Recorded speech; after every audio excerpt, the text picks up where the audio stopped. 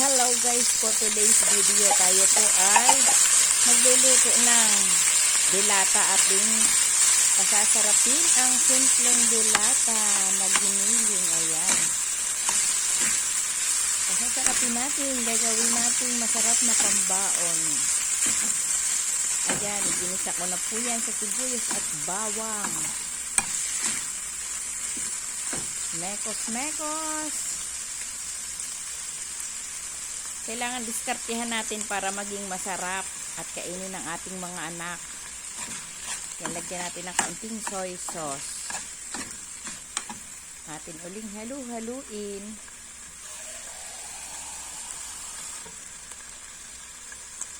Timplahan natin yan ng black pepper.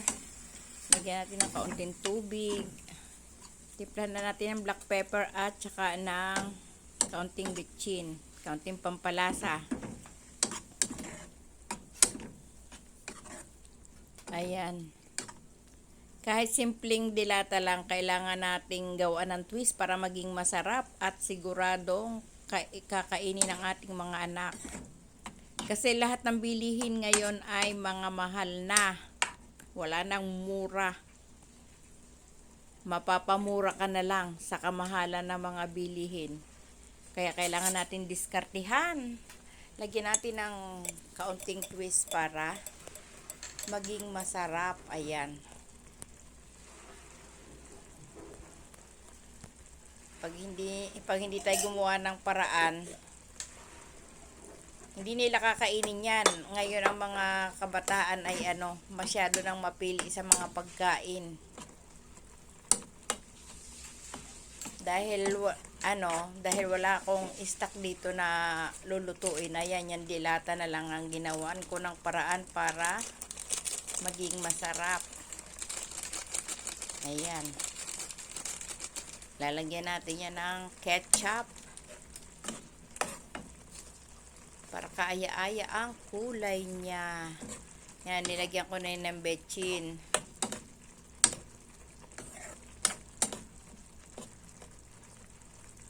Panoorin nyo guys kung paano ko pasarapin ang giniling na nasa lata. Ayan. Diskarting malupit.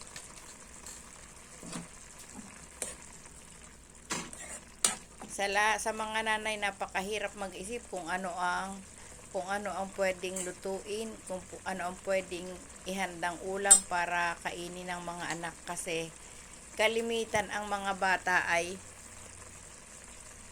ayaw nila yung mga niluluto. Kaya kailangan nating umisip kung paano nila kakainin. Kung sa palagay nila ay kung sa palagay natin, ano ba yan? Nauutal na agad. Kung ano sa palagay natin ang magugustuhan nila. Kaya nilagyan ko na yan ng ketchup.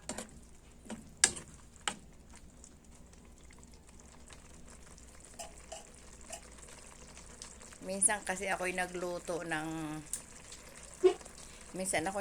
ng ganyan. Hinanap-hanap niya nung aking binata.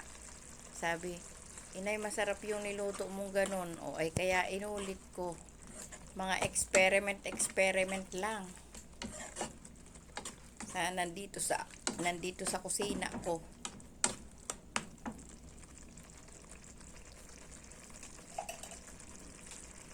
Kaya dapat ay pagganahin natin ang utak natin. Yung nandito lang pala sa kusina ay pwedeng pasarapin ang simpleng putahe, simpleng ulam. Kasi pag yan ay igigisa mo lang yung giniling na yun, ayaw nila. Na-try ko na rin yung gawing tortang giniling, yun, nagugustuhan naman nila yun. Kaya lang hindi naman pwedeng puro na lang prito, puro na lang mantika. Dapat ay less natin ang mantika sa pang-araw-araw natin. Kaya ako magigisa man ako, kaunti lang talaga ang ginagamit kong mantika. Para less ang oil, less ang cholesterol. Ayan, nawala na si Inday. kumuha ng ketchup at saka ng laurel sa tindahan ni Aling Irene. Dito na po ako bumibili ng aming panggamit sa araw-araw sa tindahan ko. O di ba? Kaysa sa bibili ka pa sa labas. O dito ka na bibili sa tindahan mo, may kita ka pa. Binabayaran ko rin po yan yung mga kinukuha ko sa tindahan, kaya mahirap kasing mag-abono. Baka maubos ang puhunan ay siya. Tataob ang tindahan. Dinagdagan ko yun ng ketchup para medyo makulay. Ayan. Halo-halo ulit natin. Bawat dagdag ko ng ingredients niya, tinitikman ko kung anong lasa. Kasi malay mo, napapasobra na.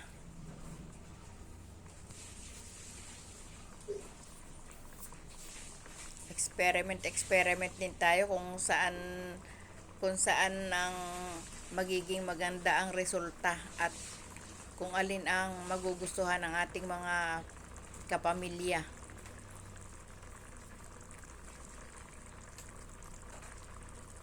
Ang mahal ngayon ng karne ng baboy. Kaya yung simpleng dilata ay ating pasarapin, pero hindi rin advisable na laging yun ang ating ipaulam sa ating pamilya kasi yun ay mataas ang uric ng mga dilata. Hindi pwedeng lagi-lagi. Minsan-minsan lang dapat, lalo na yung mga processed food na yan. Masama yan sa kalusugan yung lagi-lagi. Ayan o, diba? Masarap na siyang tingnan.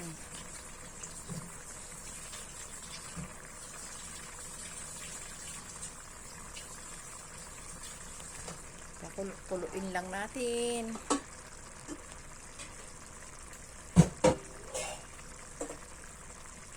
Matuto tayong mag-isip kung ano ang magandang gawin at kung ano ang pwedeng ihalo sa mga lulutuin natin. Kung ano ang nababagay. Ayan, nagtagal na naman si Inday. Naghuhugas siya ng itlog at maglalaga ng itlog. Lalagyan po natin yan ng nilagang itlog. Para lalong mas masarap kasi nagbabaon ng aking dalawang anak ng ulam, ng pagkain. Ayaw ko kasing payagan ng bibili sa labas kasi hindi natin alam kung ano yung pinaglalagay ng mga karinderya. Baka sobrang dami ng pampalasa. Kailangan ipaghanda natin sila ng mismong luto natin para alam nating safe ang kinakain ng ating mga anak. Masyado kasing maglagay yung iba ng mga pampalasa, kaya pag tayo ang magluluto, kontrolado natin.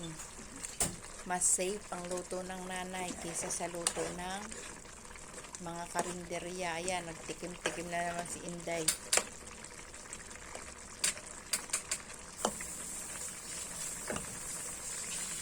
Parang napakatagal lutuin, pero yan ay simpleng simpleng giniling sa lata. Ayan, ako nagpakulo na ng itlog. Ayan. At atin ang babalatan. Yan natin ang babalatan para maihalo na natin sa ating niluto.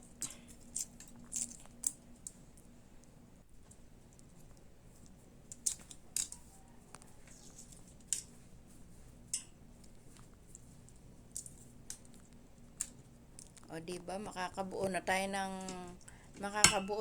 ng masarap na putahe. Ayan, kita ninyo yung aking mga kalamansi dyan. Lagi akong may ganyan dahil ng ubo, pati yan lemon na kaliliit. ginagawa kong juice or nilalagay ko sa tubig. Sa inuming tubig. Naubos na rin ang luya ko. Hindi na makapunta sa palengke at takot sa mga ulan-ulan. Mahirap na magkasakit. Naaantala ang mga trabaho. Pag ang nanay ang may sakit, nako, maraming naiiwang trabaho, maraming natatambak na pipila.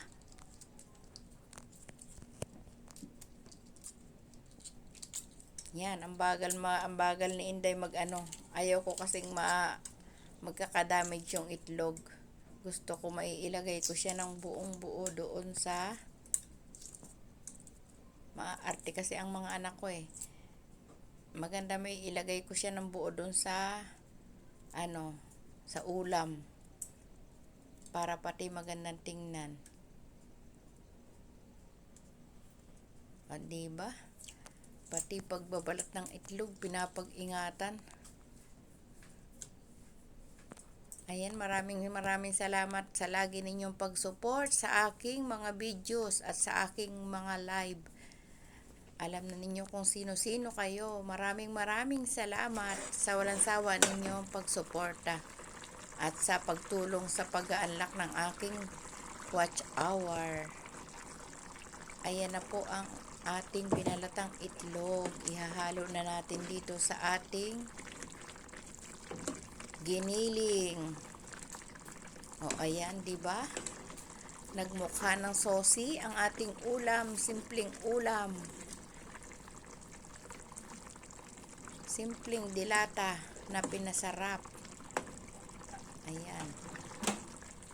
Sama-sama tayong magutom sa panonood sa aking ginawang simpleng ulam. Napakasarap niyang pambaon. Ayan, maraming salamat sa inyo. Bye-bye at ingat palagi.